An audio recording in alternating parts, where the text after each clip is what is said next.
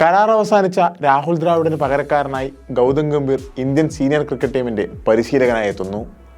ദ്രാവിഡ് മാറി ഗംഭീർ ഇന്ത്യൻ ക്രിക്കറ്റിൻ്റെ തലപ്പത്തേക്ക് എത്തുമ്പോൾ എന്തൊക്കെ മാറ്റങ്ങളായിരിക്കും ടീമിലുണ്ടാവുക എന്നുള്ള ആകാംക്ഷയിലാണ് ആരാധകർ. ഗംഭീറിൻ്റെ നിയമനത്തോടെ ദിവസങ്ങളായി നിലനിന്ന അഭ്യൂഹങ്ങൾക്ക് കൂടിയാണ് വിരാമമായത്. IPL-ന്റെ കഴിഞ്ഞ എഡീഷനിൽ കൊൽക്കത്ത നൈറ്റ് റൈഡേഴ്സിനെ ചാമ്പ്യന്മാരാക്കിയതാണ് ഗൗതം ഗംഭീർ ഇന്ത്യൻ പരിശീലകനായി എത്തുന്നതിൽ പ്രധാന കാരണമായത്. BJP നേതാക്കളുമായുള്ള അടുത്ത ബന്ധവും ഗംഭീറിന് തുണയായിട്ടുണ്ട്. അന്താരാഷ്ട്ര ക്രിക്കറ്റിൽ നിന്ന് വിരമിച്ച ശേഷം ഗൗതം ഗംഭീർ BJP-യിൽ ചേരുകയും ഡൽഹിയിൽ നിന്ന് MP ആയി തെരഞ്ഞെടുപ്പിൽ മത്സരിക്കുകയും വിജയിക്കുകയും ചെയ്തിരുന്നു. കഴിഞ്ഞ T20 ലോകകപ്പിൽ ഇന്ത്യൻ ടീമിൽ ഏറ്റവും കൂടുതൽ വിമർശനമുയർന്ന താരമായിരുന്നു ശിവൻ ദുബെ.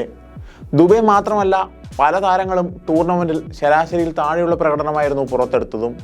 എന്നിട്ടും ടൂർണമെൻറ്റിലുടനീളം കോച്ച് രാഹുൽ ദ്രാവിഡ് ആദ്യ 11-ൽ കാര്യമായ മാറ്റങ്ങളൊന്നും വരുത്താതെയാണ് ടീമിനെ അണിനിരത്തിയത്. ബെഞ്ചിൽ മികച്ച താരങ്ങൾ ഉണ്ടായിരുന്നു എന്നത് മറ്റൊരു യാഥാർത്ഥ്യം.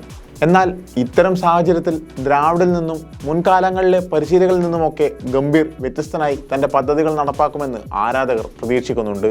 ഏത് ടൂർണമെൻറ്റുകളിലായാലും കാലാകാലങ്ങളായി ഇന്ത്യയുടെ പരിശീലകർ ടീമിലെ ഏതെങ്കിലും ചില താരങ്ങളെ ആദ്യ 11-ൽ നിലനിർത്തുകയാണ് പതിവ്. ഈ താരങ്ങൾ ഫോം ഔട്ടായാലോ മറ്റേതെങ്കിലും തരത്തിലുള്ള പ്രതിസന്ധികൾ ടീമിനെ ബാധിച്ചാലോ ഒന്നും പൊതുവെ ആദ്യ 11-ൽ കാര്യമായ മാറ്റങ്ങളൊന്നും വരുത്തുകയുമില്ല. മൊമെൻറ്റം ബ്രേക്ക് ചെയ്യരുത് എന്നതിൻ്റെ ഭാഗമായിട്ടാണ് ഇത്തരം തീരുമാനങ്ങൾ പരിശീലകർ കടിച്ചു തൂങ്ങുന്നത്. എന്നാൽ ഗംഭീറിന് ഇതിൽ നിന്ന് മാറി ഔട്ട് ഓഫ് ദ ബോക്സ് പരിശീലകനാകാൻ സാധിക്കുമെന്നും ആരാധകർ പ്രതീക്ഷിക്കുന്നുണ്ട്. ഇന്ത്യൻ ക്രിക്കറ്റ് ടീം തലമുറ മാറ്റത്തിന് തയ്യാറെടുക്കുന്ന വേളയിലാണ് ഗംഭീർ ടീമിൻ്റെ പരിശീലകനായി എത്തുന്നത്. രോഹിത് ശർമ്മയും വിരാട് കോഹ്ലിയും T20-യിൽ നിന്ന് വിരമിച്ച സാഹചര്യത്തിൽ നിരവധി ചെറുപ്പക്കാർ ടീമിൽ സ്ഥിരസാന്നിധ്യമാവാനുള്ള ഒരുക്കത്തിലുമാണ്.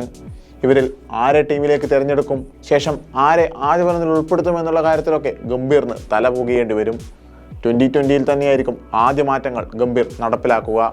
സീനിയർ താരങ്ങളെ എങ്ങനെ ഗംഭീർ മാനേജ് ചെയ്യുമെന്ന കാര്യവും കണ്ടു തന്നെ അറിയണം. ടീമിലെ പ്രധാന താരമായ വിരാട് കോഹ്ലിയും ഗംഭീറും തമ്മിൽ പലതവണ പ്രശ്നങ്ങളുണ്ടായിരുന്നു. ഈ പ്രശ്നങ്ങൾ ആവർത്തിച്ചാൽ അത്ര സുഖകരമായിരിക്കില്ല ഗംഭീറിൻ്റെയും ടീമിൻ്റെയും കോഹ്ലിയുടെയും ഭാവി. ഏകദിന ടെസ്റ്റ് ഫോർമാറ്റുകളിൽ ക്യാപ്റ്റനായി തുടരുന്ന രോഹിത് ശർമ്മയും ഗംഭീറും തമ്മിലുള്ള കൂട്ടുകെട്ടും നിർണായകമാകും. രോഹിത്, കോഹ്ലി ഉൾപ്പെടെയുള്ളവരോടൊപ്പമെല്ലാം ഗംഭീർ കളിച്ചിട്ടുമുണ്ട്. കളത്തിലും പുറത്തും ആക്രമണോത്സുകതയാണ് ഗംഭീറിൻ്റെ മുഖമുദ്ര. കളിക്കാരനായിരുന്നപ്പോഴും തുടർന്ന് വിവിധ IPL ടീമുകളുടെ മെൻറ്ററായിരുന്നപ്പോഴുമൊക്കെ ഗംഭീറിൻ്റെ ഈ ശൈലി പ്രകടമായിരുന്നു.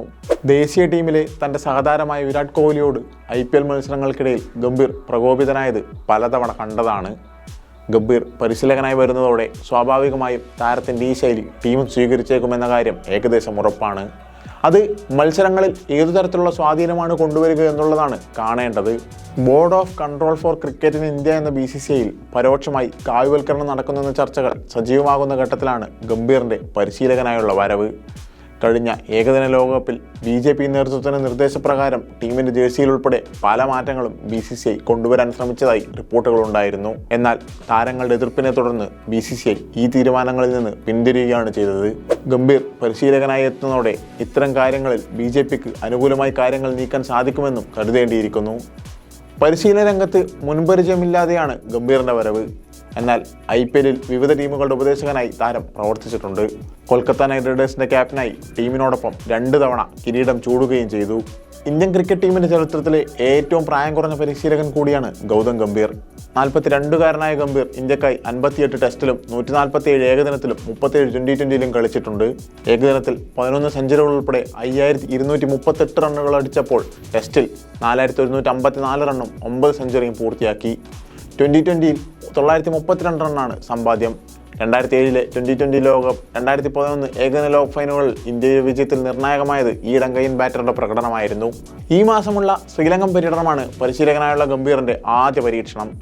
ടീമിൻ്റെ താളവും ശൈലിയും എല്ലാം ആ പര്യടനത്തോടെ വ്യക്തമാവും. ഒപ്പം ആരാധകർ കരുതുന്നത് പോലെ ഒരു ഔട്ട് ഓഫ് ദ ബോക്സ് പരിശീലകൻ തന്നെയാണോ ഗംഭീർ എന്നും മനസ്സിലാകും.